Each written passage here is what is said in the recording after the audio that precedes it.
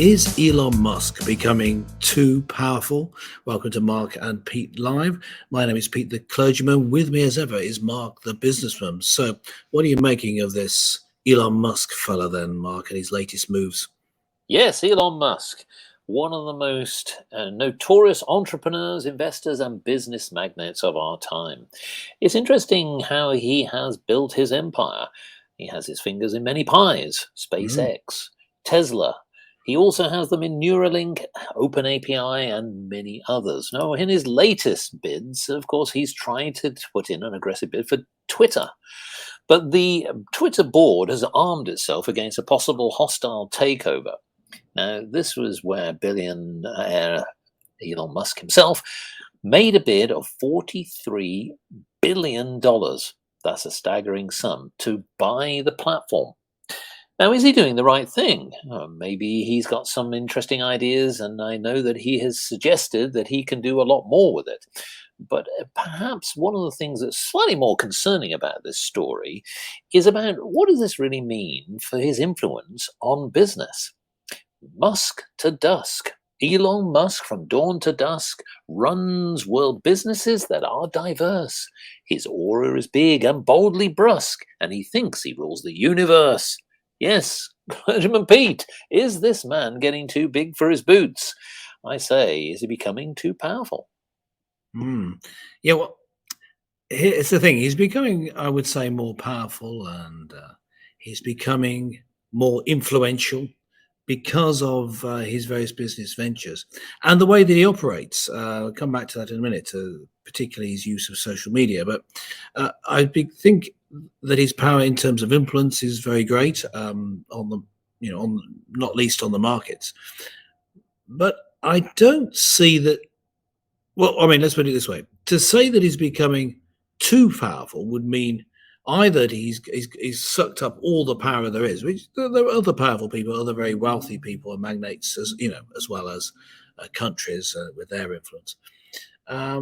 But you've got to also say that he has different political views, it would seem, than many of the other leaders of industries and companies and corporations in the US.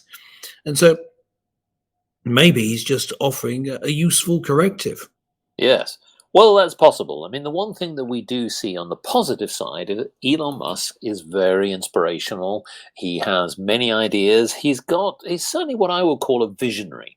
If you think about the Tesla vision, he certainly has paved the way there with that particular enterprise. And what he's also given is he's laid out a vision of how he sees transportation working in the future. Some people think that it's a bit far-fetched, but the thing that I like about this is that he's not a short-termism sort of individual. We like long-termism. You That's very do. much our mantra. And I think that what is important is he's pushing people to the boundaries of thinking about business in a different way. Now, of course, what this can do, and this is where I think that the downside is that sometimes people will often literally hang on his every whim. And that can influence share prices. It can go up and down very, very quickly. And he knows it. He's playing that game. So he's very clever from that perspective. One little comment from him, positively or negatively, could simply impact any kind of valuation of either his business and, dare I say, even on a market. So when somebody is that powerful, you do then wonder whether perhaps some of his whims can go too far. Now, here we come on to the other side of him as well. One could say it's a dark side, as we've seen in recent years where he's been smoking marijuana on media channels, etc. And people have thought, well, look, you're a role model, you're a businessman, you need to set examples. Is that really the right thing to do? So that's something that I think that perhaps is the concern, that the more powerful he becomes, the more whimsical he becomes. And that's where I do have an issue. But what I do like about it is that he is very much an ideas person. He inspires people, he pushes people to the boundaries to try and do more. If you think about the investment that he's putting into space exploration, now some people I know don't like that idea because the environmentalists are saying, look, this is burning up the planet. Hmm. Well, what it is doing is that from an engineering perspective, it's seeing how mankind, ironically, not could just get to different planets and explore space, is actually learning. So as we know that NASA has come up with many, many ideas over the years, which have sort of fueled businesses, consumerism, and we've benefited from that. So for me, I think that what I like about him, and I'm trying to stay in the positive, is that I think if he can take businesses and move them to the next level, so if he were to take over Twitter, what Yeah. would he do? And I think that, in my opinion, at the moment, this is just a personal view, Twitter hasn't innovated since it really started. I think it's sort of slightly lost its way, partly because of its political allegiances, but also technologically, there's not a lot more that you can do. And I think he needs to find ways to sort of say, okay, what do you do? How do you move to the next level? So, just on that front, what do you think his thoughts are in terms of taking Well, Twitter to the next level? here you are. You see, brings back the theme that I was going to talk about earlier. One of the things that he has in his favour is he seems to understand social media and the social media universe in which many people operate, a different Yes. way of thinking.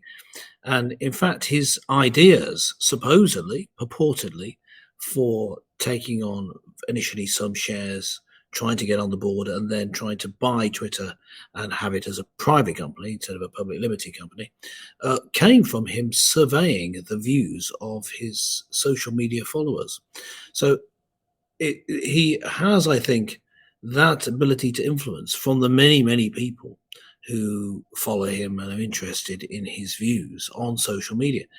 And that gives him a good perspective on what you need to do with Twitter because he actually uses it and Oh, yeah. uses social media.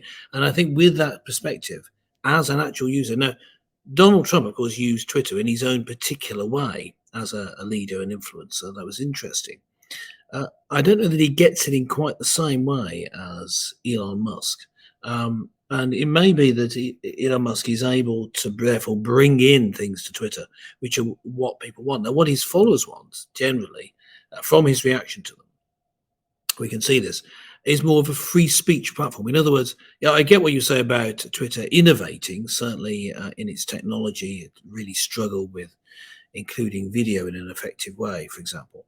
The the reversal of its later policies of basically shadow banning people, not telling them they're banned, but not allowing people to see their tweets, of actually banning people for ludicrous Yes. reasons, but not saying what those reasons are when everyone knows it's because they were anti-democrat or something like that, all from one side of the political spectrum. Yeah. Now, if he could get rid of all that, Well, he's talked about having complete transparency, which was just where you say, yes, still ban people, but just let everyone know why you did it. Have some and fixed rules in place. I think this would restore confidence. And Twitter is still one of the biggest names in social media. I definitely. think he could have a hit on his hands. Well, Mr. Musk himself believes that Twitter has limited freedom of speech on the platform, Mm, and this is something he's I agree. reiterated several times. So, to that point, absolutely, this is something that he would bring. Now, he is being advised and guided by the US investment bank, Morgan Stanley. Now, meanwhile, in contrast, Twitter has been helped by two banks, Goldman Sachs and JP Morgan, Yes, it's according interesting, to isn't the it? Bloomberg channel. But here's the thing: there's a battleground, isn't there? Because you've already alluded to the fact that Donald Trump's building up his own social media platform. Yeah. I think that this paves the way for something even greater. And the reason I say this is think about, what Elon Musk is about. He's very much an ideas person. He's an entrepreneur. He's a free thinker. And I could see that what he might want to do is to sort of effectively build up a media empire, which he doesn't have. He has many, many engineering led Mm, organizations, of course, sure. and he can guide things from a technological perspective there. But is he, and I'm just going to sow the little seed, does he have ambitions higher? I mean, at the end of the day, owning a media empire is something that brings a lot of power. And of course, when you bring free speech, you also bring a lot of influence. So maybe this is something that we're starting to see the seeds of other I things agree. for the I, future. yes, and I don't think it's a bad thing, as I alluded to earlier. I think that all the media, and certainly the legacy media, are all they're like television, major television companies, Hollywood. They all seem to have this a political slant, and the same political slant. What we tend to call woke these days, that Yes, the cultural political slant. very And much Elon Musk against it. offers something different. So far from him Yes, being too powerful, I think not that I want him to be more powerful, but use his power to bring about more free speech and to yes, counter, at least have a counter to the political and cultural views that is so prevalent these days in the people who run these I companies, agree. I but think not that's what we're seeing here. I think not that amongst this people generally, but amongst the people who lead them and the I influence. think this is where he's going with it. But Mm. here's the thing, Clergyman Pete. I think we should ask our listeners, our glorious listeners, Oh what do yeah, they think about Elon Musk? What do they like about not just his bid here for Twitter, but what's the good they think about Elon Musk, and what do they think is the bad?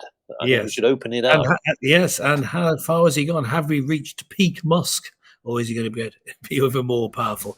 So yes, what did you call them? Glorious listeners, glorious listeners. Show us a bit of your glory and comment below.